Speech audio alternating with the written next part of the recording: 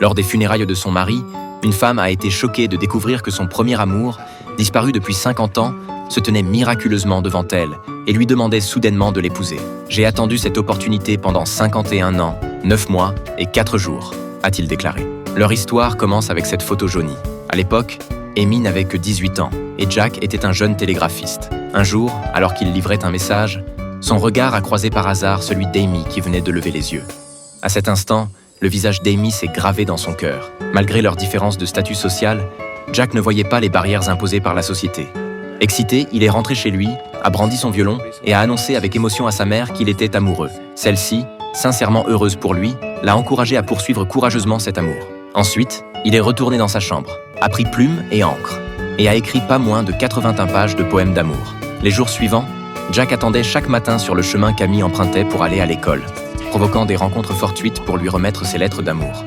Mais ces gestes n'ont fait qu'éloigner Amy. Malgré cela, il n'a pas abandonné. Profitant de la messe de Noël à laquelle tout le monde assistait, il s'est faufilé discrètement dans l'église pour chercher Amy. Cette persévérance et cette passion ont fini par toucher Amy. Après la cérémonie, elle a donc secrètement retrouvé Jack, a accepté sa lettre avec joie et lui a demandé de ne pas la contacter avant qu'elle ne réponde, afin d'éviter d'éveiller les soupçons de son père. Sur le chemin du retour, il courait en vomissant.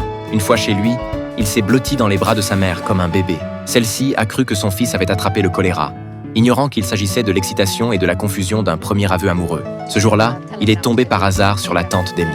Curieusement, après une brève bénédiction, elle est partie précipitamment, oubliant même son carnet. Jack s'est empressé de la rattraper, mais a découvert une lettre d'Amy par terre.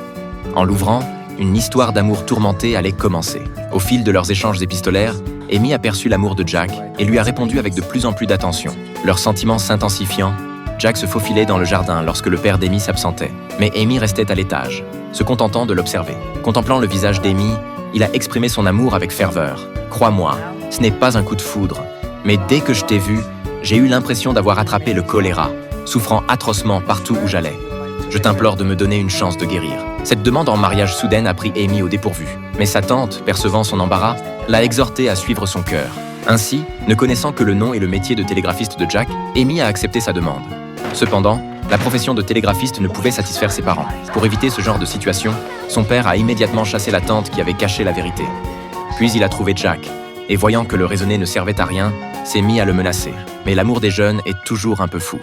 Tirez, mourir par amour est le plus grand des honneurs.